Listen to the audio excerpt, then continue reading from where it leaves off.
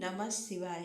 आप सभी का हमारे YouTube चैनल पर हार्दिक स्वागत है। आज सावन मास की नाग पंचमी है। आप सभी को नाग पंचमी महापर्व की हार्दिक शुभकामनाएं। आज हम सुनेंगे नाग पंचमी की पौराणिक कथा। हिंदू पंचांग के अनुसार हर साल सावन माह के शुक्ल पक्ष की पंचमी तिथि को नाग पंचमी का पर्व मनाया जाता है। इस दिन नागों की पूजा करने के साथ साथ उन्हें दूध पिलाने का विधान है। मान्यता है कि इस दिन नागों की पूजा करने से काल सर्प दोष से मुक्ति मिल जाती है। नाग पंचमी के दिन कुछ चीज़ों का इस्तेमाल करने की मनाही है। इस चीज का संबंध नाग देवता से संबंधित माना जाता है। इस दिन लोहे के बर्तनों का इस्तेमाल ना करें। इसके अलावा इस दिन धारदार या नुकीली चीज़ों का इस्तेमाल नहीं करना चाहिए। इसके अलावा इस दिन खुदाई ना करें। इस दिन कई लोग घर में गोबर से नाग देवता बनाकर पूजा करते हैं। इसके अलावा कई लोग दीवारों पर चाक या फिर चूना का इस्तेमाल करके नाग की आकृति बनाकर नाग देवता की पूजा करते हैं, क्योंकि नाग देवता भगवान भोलेनाथ के गले में शोभायमान है। इस दिन सर्पों को किसी भी प्रकार से नुकसान पहुंचाने से बचें। इस दिन जमीन की खुदाई न करें, क्योंकि सांप जमीन के अंदर ही रहते हैं। नाग पंचमी पर रोटी बनाने की मनाही होती है। दरअसल रोटी लोहे के तवा में बनाई जाती है। इस दिन लोहे के इस्तेमाल की मनाही होती है। वहीं दूसरी ओर तवे को सर्प के फन से जोड़कर देखा जाता है। इसलिए इस दिन तवा को आग में रखने से नाग देवता नाराज हो जाते हैं। इसके अलावा तवा को राहु का प्रतीक माना जाता है, इसलिए इस दिन इसका इस्तेमाल करने से राहु दोष लगता है। नाग पंचमी के दिन भगवान शिव और नाग देवता की विधिवत पूजा करें। इसके साथ ही नाग देवता को हल्दी अवश्य चढ़ाएं। ऐसा करने से शुभ फलों की प्राप्ति होती है। इस दिन शेष नाग, वासुकी नाग, तक्षक नाग, करकोटक और पिंगला नाग की खास पूजा का विधान है। कहते हैं इन 5 प्रमुख नागों की वजह से ही नाग देवता कहलाते हैं। आइए जानते हैं नाग पंचमी के 5 प्रमुख नागों से जुड़ी अहम जानकारी। शेष नाग। शास्त्रों के अनुसार शेष नाग को ब्रह्मांड का पहला नाग माना गया है। कहते हैं पृथ्वी शेष नाग के सिर पर ही टिकी हुई है। महाभारत ग्रंथ के अनुसार शेष नाग त्रेता युग में लक्ष्मण और फिर द्वापर में बलराम जी के रूप में अवतरित हुए थे। इन्हें भगवान विष्णु का परम सेवक माना जाता है। धार्मिक मान्यता है कि शेष नाग के हजारों सिर हैं, जिसका कोई अंत नहीं, इसलिए इन्हें अनंत भी कहा जाता है। शेष नाग कश्यप ऋषि की पत्नी कद्रु के सबसे बड़े पराक्रमी नागराज हैं। वासुकी नाग। शिव के गले में जो नाग विराजमान है उनका नाम वासुकी है। वासुकी शेषनाग के भाई माने जाते हैं। नागलोक में शेषनाग के बाद वासुकी नाग का ही स्थान आता है। वासुकी को ही रस्सी बनाकर सुमेरु पर्वत के चारों ओर लपेटकर सागर का मंथन किया। वासुकी नाग शिव जी के परम सेवक हैं। तीसरे हैं तक्षक नाग। तक्षक को नागवंश में सबसे खतरनाक सर्प माना जाता है। ऐसी मान्यता है कि तक्षक नाग ने ही तक्षक शिला की स्थापना की थी। तक्षक नाग के डसने पर राजा परीक्षित की मृत्यु हुई थी, जिसका बदला लेने के लिए उनके पुत्र जन्मेजय ने नाग जाति का नाश करने के लिए नाग यज्ञ करवाया था। चौथा है करकोटक नाग। जब नाग जाति का नाश करने के लिए जो यज्ञ किया था, उसमें करकोटक शिव जी के वरदान से बच निकले थे। यज्ञ के दौरान करकोटक ने शिव जी की स्तुति की थी। मान्यता है कि वहां से निकलने के बाद करकोटक नाग उज्जैन आ गए थे और उन्होंने शिव की घोर तपस्या की थी। पांचवें हैं पिंगला नाग। हिंदू व बौद्ध साहित्य में पिंगल नाग को कलिंग में छिपे खजाने का संरक्षक माना गया है। जब जन्मेजय ने किया नागों के नाश का यज्ञ तो ये सर्प बचकर निकल गए थे। जन्मेजय अर्जुन के पौत्र राजा परीक्षित के पुत्र थे। राजा परीक्षित अभिमन्यु के पुत्र थे। जन्मेजय को जब ये पता चला कि मेरे पिता की मृत्यु तक्षक नामक सर्प के दंश से हुई, तो उन्होंने विश्व के सभी सर्पों को मारने के लिए नागदाह यज्ञ करवाया। उन यज्ञों की अग्नि में नागों को पटक दिया जाता था। एक विशिष्ट मंत्र द्वारा नाग स्वयं यज्ञ के पास पहुंच जाते थे। ऐसी मान्यता है कि सर्पदाह के एक घनघोर यज्ञ की अग्नि से एक करकोटक नामक सर्प ने अपनी जान बचाने के लिए उज्जैन में महाकाल राजा की शरण ले ली थी, जिसके चलते वह बच गया था। करकोटक शिव भक्त भी था।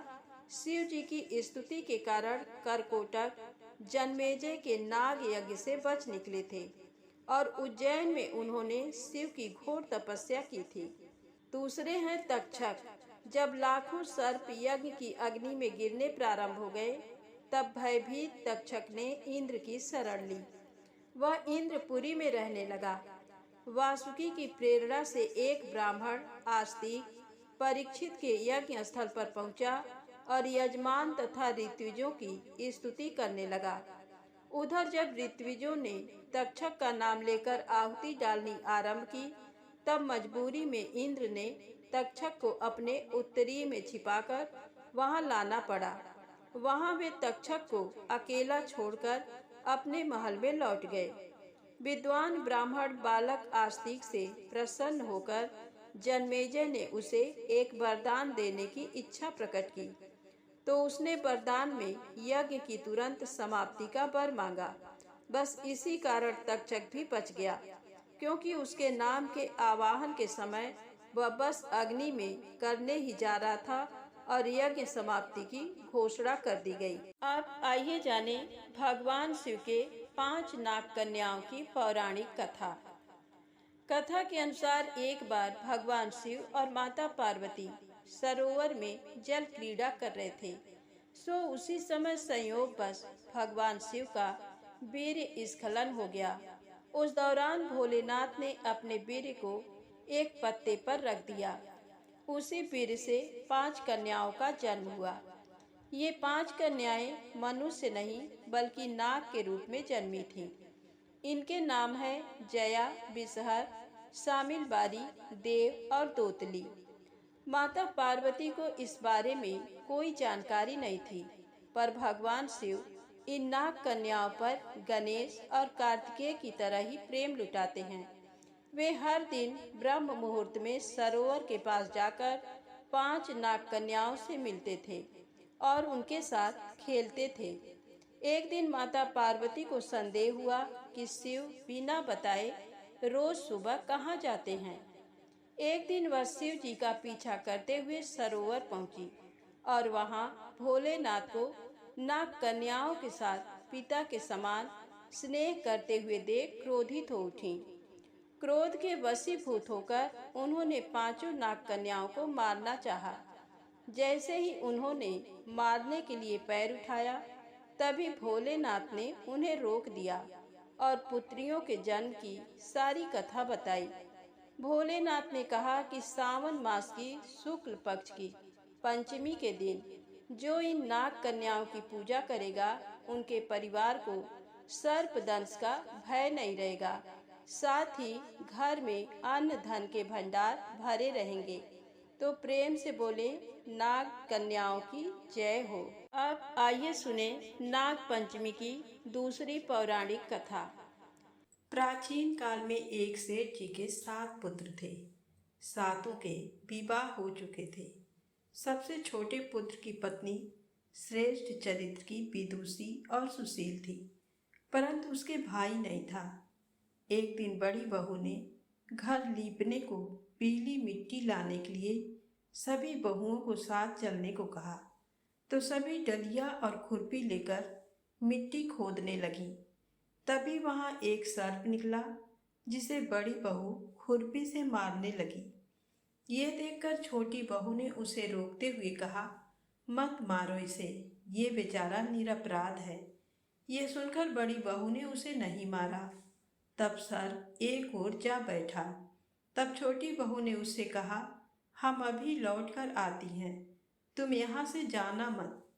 ये कहकर वह सबके साथ मिट्टी लेकर घर चली गई और वहाँ काम काज में फंसकर सर्प से जो वादा किया था उसे भूल गई।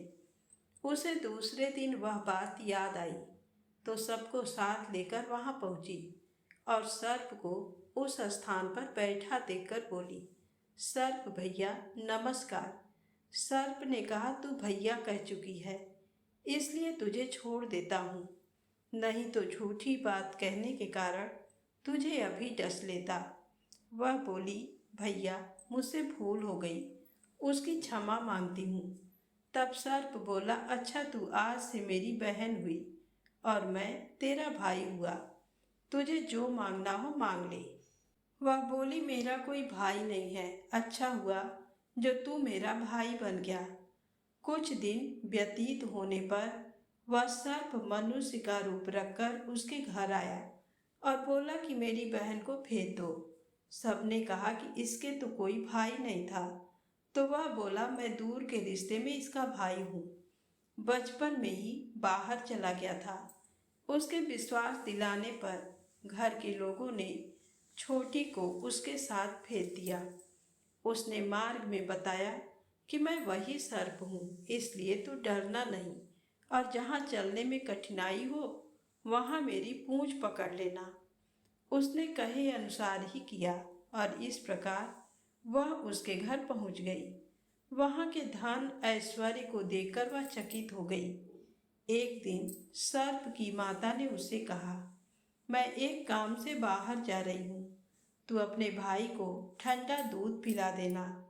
उसे ये बात ध्यान न रही और उसे गर्म दूध पिला दिया, जिसमें उसका मुख बेतरह से जल गया। ये देखकर सर्पों की माता बहुत क्रोधित हुई, परंतु सर्प के समझाने पर चुप हो गई। तब सर्प ने कहा कि बहन को अब उसके घर भेज देना चाहिए। तब सर्प और उसके पिता ने उसे बहुत सा सोना, चांदी, हीरे, मोती, वस्त्र, आभूषण आदि देकर उसके घर पहुंचा दिया। इतना ढेर सारा धन देखकर बड़ी बहू ने ईर्ष्या से कहा, भाई तो बड़ा धनवान है, तुझे तो उससे और भी धन लाना चाहिए। तब सर्प ने ये वचन सुना तो सब वस्तुएं सोने की लाकर दे दी। ये देखकर बड़ी बहू ने कहा, इन्हें झाड़ने की झाड़ू भी सोने की होनी चाहिए। तब सर्प ने झाड़ू भी सोने की लाकर रख दी। सर्प ने छोटी बहू को हीरा मणियों का एक अद्भुत हार दिया था। उसकी प्रशंसा उस देश की रानी ने भी सुनी और वह राजा से बोली कि सेठ की छोटी बहू का हार यहाँ आना चाहिए। राजा ने मंत्री को हुक्म दिया कि उससे वह हार लेकर शीघ्र उपस्थित हो। मंत्री ने सेठ जी से जाकर कहा कि महारानी जी छोटी बहू का हार पहनेंगी, वह उससे लेकर मुझे दे दो। सेठ जी ने डर के कारण छोटी बहू से हार मंगाकर दे दिया। छोटी बहू को ये बात बहुत बुरी लगी। उसने अपने सर्प भाई को याद किया और आने पर प्रार्थना की, भैया रानी ने हार छीन लिया है, तुम कुछ ऐसा करो कि जब वह हार उसके गले में रहे तब तक के लिए सर्प बन जाओ और जब वह मुझे लौटा दे तब हीरों और मणियों का हो जाए। सर्प ने ठीक वैसा ही किया। जैसे ही रानी ने हार पहना वैसे ही वह सर्प बन गया।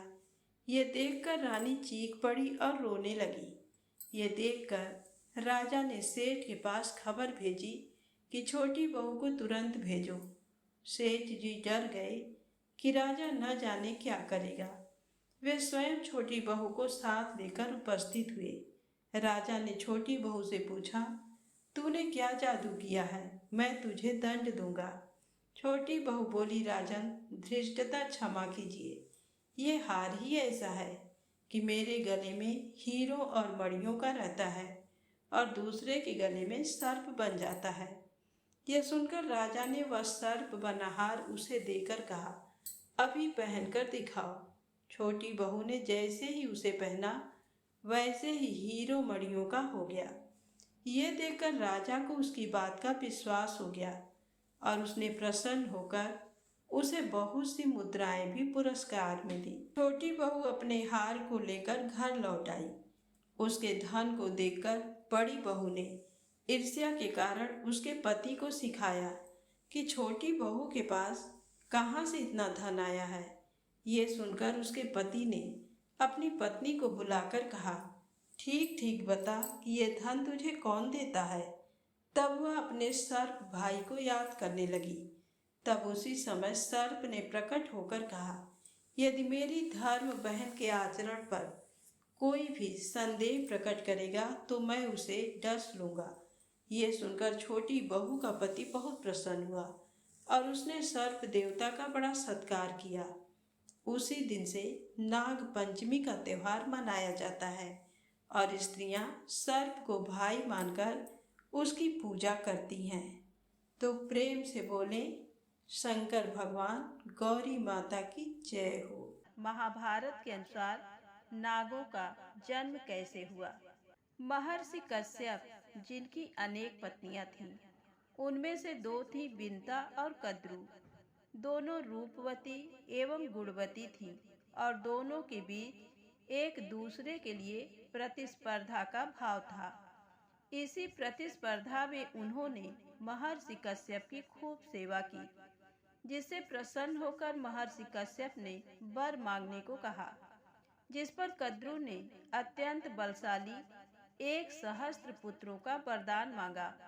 वहीं बिंता ने वरदान में केवल 2 पुत्र ही मांगे, परंतु इतने शक्तिशाली और प्रभावी कि उनके व्यक्तित्व से कद्रू के पुत्र तक विचलित हो जाएं।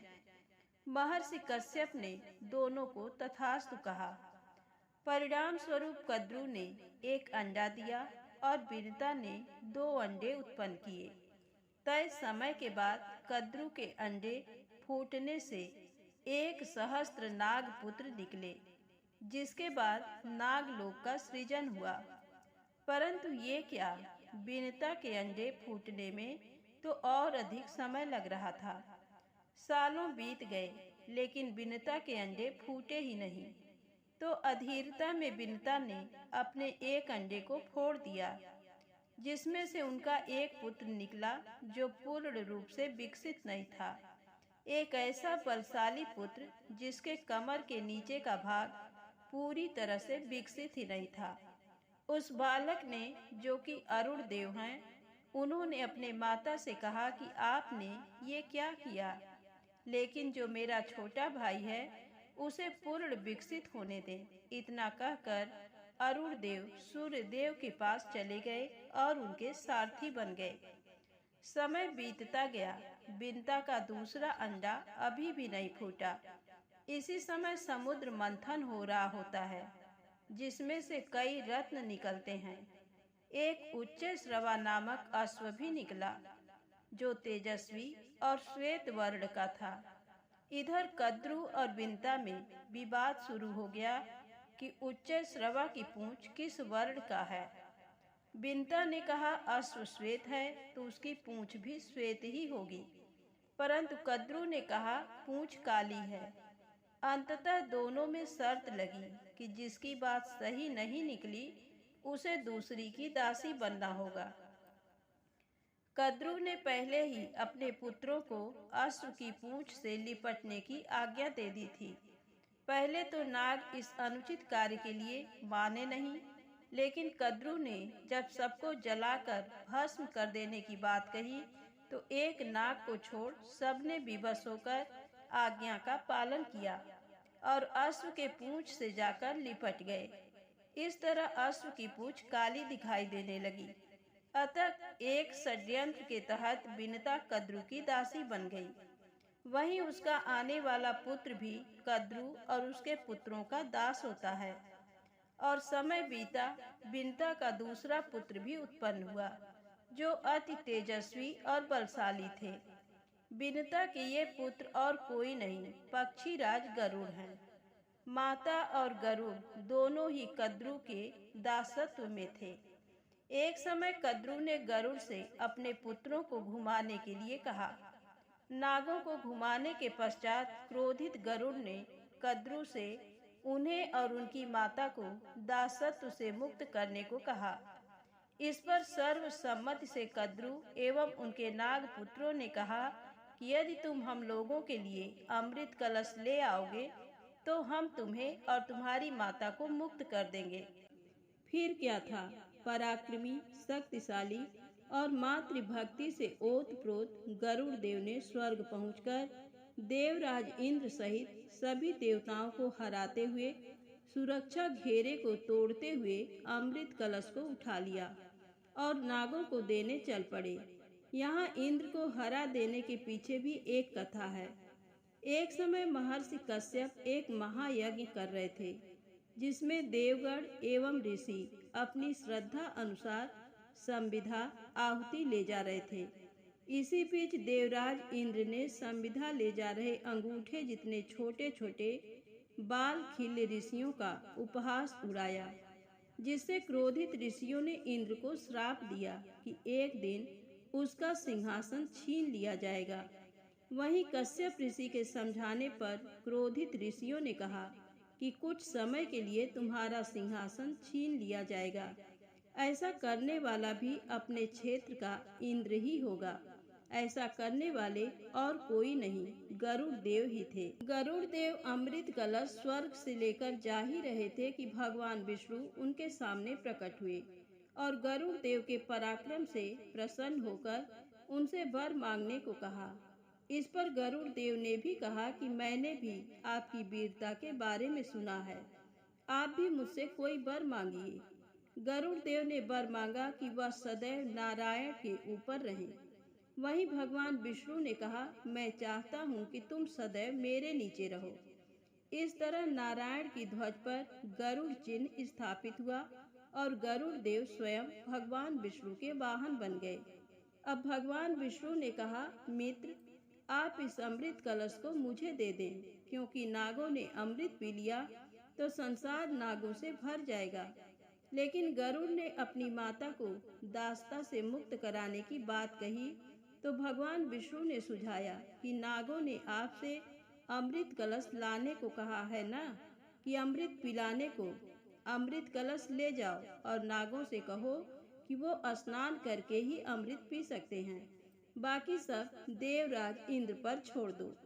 योजना के तहत जब नाग अमृत पान से पहले नदी में स्नान के लिए गए तो इधर कलश को तीखे कुसा घास पर रखा गया, जिसे इंद्र उछालकर ले जाने लगे। ऐसा करते हुए नागों ने देख लिया और उनका इंद्रदेव के साथ झड़प शुरू हो गया। लेकिन इंद्रदेव अपना कार्य करने में सफल रहे, परंतु इसी झड़प में अमृत की कुछ बूंदें कुसा पर गिर गई थी, जिसे कुछ नाग चाटने लगे, जिससे उनकी जीभ 2 भागों में बट गई। आज भी हम देखते हैं कि नागों की जीभ 2 भागों में बटी होती हैं। वहीं जिन नागों ने अमृत चाटी वो अमर हो गए, जैसे तक्षक, वासुकी आदि। माता कद्रू के अधर्म में उनका साथ नहीं देने वाले और कोई नहीं, आदि शेष थे, जो भगवान नारायण के अनन्य भक्त हैं और उनकी सैया पर ही भगवान नारायण विश्राम करते हैं। शेषनाग के भार पर ही संपूर्ण पृथ्वी टिकी है। नागों की कथा, नाग वंश का इतिहास यहीं समाप्त होती है। प्रेम से बोले शंकर भगवान की जय हो। एक राजा था, उसके कोई संतान न थी। राजा बड़ा दुखी रहता था। उसे हमेशा चिंता लगी रहती कि मेरे बाद राजकाज कौन संभालेगा, क्या मेरा वंश समाप्त हो जाएगा। किसी पंडित ने बताया कि नाग देवता की पूजा किया करो, अगर वह प्रसन्न हो गए तो अवश्य संतान देंगे। राजा ने पूजा शुरू कर दी। बहुत दिनों की पूजा के बाद नाग देवता प्रसन्न हुए। उन्होंने राजा से कहा, राजन, वर मांगो। राजा ने पुत्र की कामना प्रकट की। नाग ने घर आकर अपने पुत्र से कहा कि राजा के यहाँ चले जाओ। पुत्र मान गया। राजा के यहाँ होते होते 9 महीने के बाद पुत्र हुआ। बड़ा उत्सव मनाया गया। धीरे धीरे पुत्र बड़ा होने लगा। उसकी पढ़ाई लिखाई का प्रबंध हुआ। बड़े होने पर एक दिन राजा ने शुभ मुहूर्त में राजकुमार का विवाह कर दिया। राजा ने जब समझ लिया कि पुत्र सब प्रकार से योग्य हो गया है, तो उसे राज्य सौंप दिया और आप राजकाज से मुक्ति पाकर भजन पूजन करने लगा। राजकुमार भी राजा बनकर राज्य करने लगा। इसी प्रकार सुख से दिन बीत रहे थे। राजकुमार अपनी रानी के साथ बड़े प्रेम और हास विलास के साथ रह रहा था। एक दिन नागिन ने मन में सोचा कि पुत्र को गए बहुत दिन हो गए हैं, अब तो उसे लौट आना चाहिए। सो एक रात को उसने अपने पुत्र को सपनाया। नागिन बोली, बेटा, राजा के यहाँ रहते तुम्हें बहुत दिन हो गए। क्या तुमको अपनी माँ की याद नहीं आती? अब घर लौटाओ, बहुत हो गया, छोड़ो राजा का घर। राजकुमार बोला, माँ, तुम कहती तो ठीक हो, पर पिताजी ने तो मुझे राजा को दे डाला। अब इस जन्म में मैं तुम्हारे पास कैसे आ सकता हूँ? पर माँ का दिल न माना। वह जिद पकड़े रही कि मैं तुम्हारे बिना नहीं रह सकती। अंत में वह कहती गई कि तुम्हें मेरे पास आना ही पड़ेगा। राजकुमार समझ गया कि अब मेरी माँ कोई न कोई तरकीब करेगी, अतः उसने अपनी रानी से कह दिया कि चाहे कोई 1000 सिर का भी क्यों न आए, तुम उससे मत मिलना। रानी उस वक्त तो मान गई। एक दिन दोपहर को नागिन चूड़ी बेचने वाली का वेश धरकर आई। चूड़ियों का टोकरा सिर पर रखकर महल के दरवाजे पर पहुंची और चूड़ियाँ लो की गुहार लगाने लगी। रानी ने उसे भीतर बुला लिया। चुड़ियारिन चूड़ियाँ पहनाने के बदले तरह तरह की बातें करने लगी। बातों ही बातों में वह बोली, जान पड़ता है तुम्हें राजा प्यार नहीं करता। रानी बोली, नहीं तो कौन कहता है, राजा तो मुझे बहुत प्यार करते हैं। चुड़ियारिन बोली, कहाँ, अगर प्यार करते तो अपनी ही थाली में तुम्हें न खिलाते। रानी बोली, ये कौन सी बड़ी बात है, आज ही लो। चुड़ियारिन चली गई। रात को राजा आए तो रानी बोली, मैं तुम्हारे साथ एक ही थाली में भोजन करूंगी। राजा को ये सुनकर कुछ शक हुआ। बोला, हाँ हाँ, आओ, शौक से खाओ। दोनों खाने लगे। राजा बड़ी होशियारी से केवल रोटी सूखी तरकारियों से खा रहा था। खाने के बाद राजा ने पूछा, कोई आया तो नहीं था? रानी झूठ बोल गई। दूसरे दिन चुड़ियारिन फिर आई। आते ही उसने पूछा, क्यों खिलाया तुम्हें अपने साथ? रानी अभिमान से बोली, हाँ हाँ, कल हमने एक ही थाली में साथ साथ भोजन किया।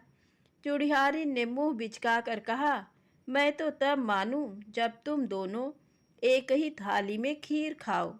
रानी बोली, अच्छी बात है। जब राजा आया तो रानी ने उतावली में कहा, मैं तो तुम्हारी थाली में खीर खाऊंगी। राजा बड़े चक्कर में पड़ गया, अब क्या करे?